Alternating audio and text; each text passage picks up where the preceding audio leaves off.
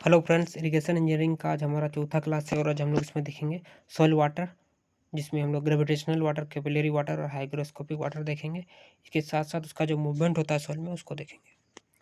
तो soil water basically होता क्या है? जो भी हमारा सॉइल में वाटर प्रेजेंट रहता है उसी को हम लोग बोलते हैं सॉइल मॉइस्चर और सॉइल वाटर। तो ये बेसिकली थ्री टाइप्स का होता है, देख सकते हैं। पहला है ग्रेविटेशनल वाटर, दूसरा है कैपिलरी वाटर और आपका थर्ड है हाइग्रोस्कोपिक वाटर। तो पहला देखते हैं ग्रेविटेशनल वाटर। तो सब आपको पता ही होगा सॉइल में क्या रहते हैं, मैक्रोपोर्स जो काफ़ी बड़े-बड़े होते हैं और आपका माइक्रोपोर्स भी होते हैं जो छोटे होते हैं।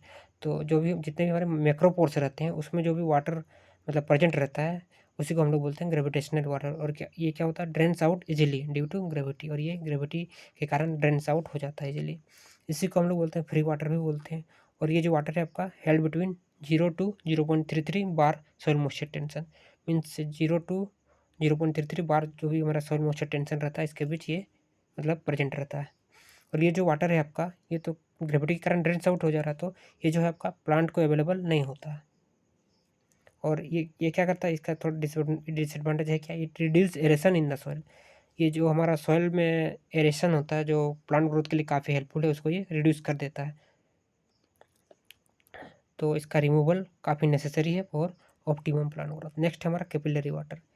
तो जो भी हमारे सॉइल में माइक्रो पोर्स रहते हैं, मीन्स स्मॉल साइज़ के जो भी पोर्स रहते हैं उसमें जो भी वाटर प्रेजेंट रहता है उसी को हम लोग बोलते हैं कैपिलरी वाटर। और उसी जो स्मॉल पोर्स माइक्रो पोर्स होते हैं उसी को हम लोग बोलते हैं कैपिलरी पोर्स।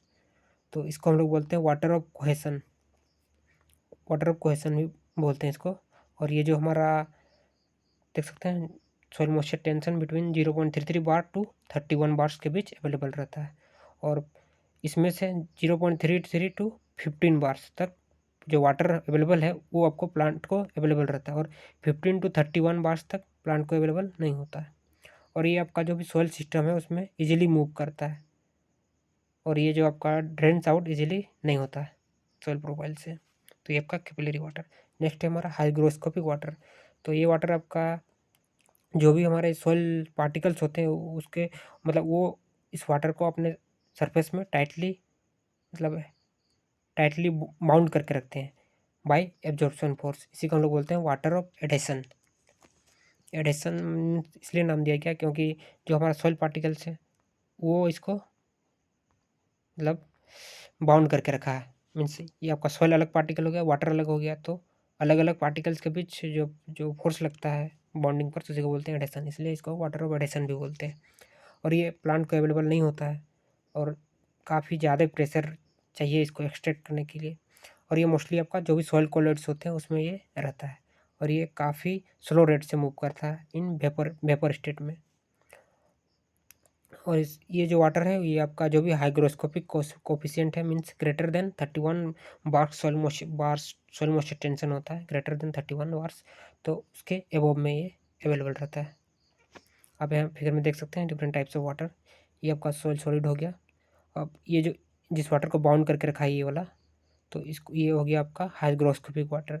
और ये आपका हाइग्रोस्कोपिक वाटर के बाद ये वाला पार्ट ये होगा आपका कैपिलरी वाटर को दिखा रहा है, जो आपका माइक्रोपोर्स रहते हैं उसमें अवेलेबल रहता है।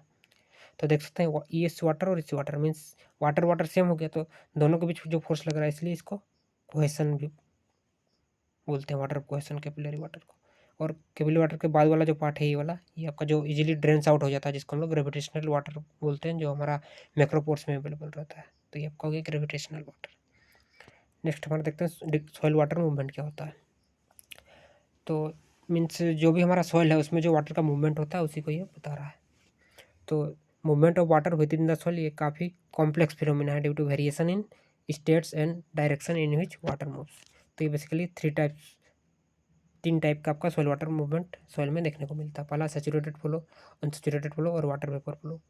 सैचुरेटेड फ्लो में जब हमारा सॉइल सैचुरेटेड कंडीशन में होगा उस कंडीशन में जो वाटर का मूवमेंट होगा मीन्स वाटर फील्ड फोर्स के थ्रू, तो वो किसके कारण होता है, ग्रेविटेशनल फोर्स के कारण मूव होता है।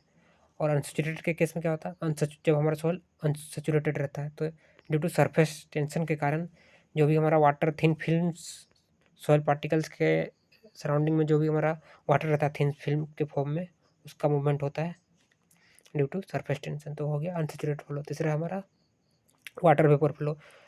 तो इसमें क्या होता है, वाटर जो भी हमारा वेपर फॉर्म में रहता है वो डिफ्यूज़ करता है थ्रू एयर फिल्ड पोर्स। जो भी हमारा एयर फिल्ड पोर्स रहते हैं उनमें ये मूवमेंट करता है due to vapour pressure gradient. आप यहाँ फोटो में देख सकते हैं different types of soil water movement. ये सैचुरेटेड कंडीशन में देख सकते हैं मैक्रो पोर्स के थ्रू वाटर का मूवमेंट हो रहा है। ये अनसैचुरेटेड केस में देख सकते हैं आप, और ये आपका वेपर फेज में।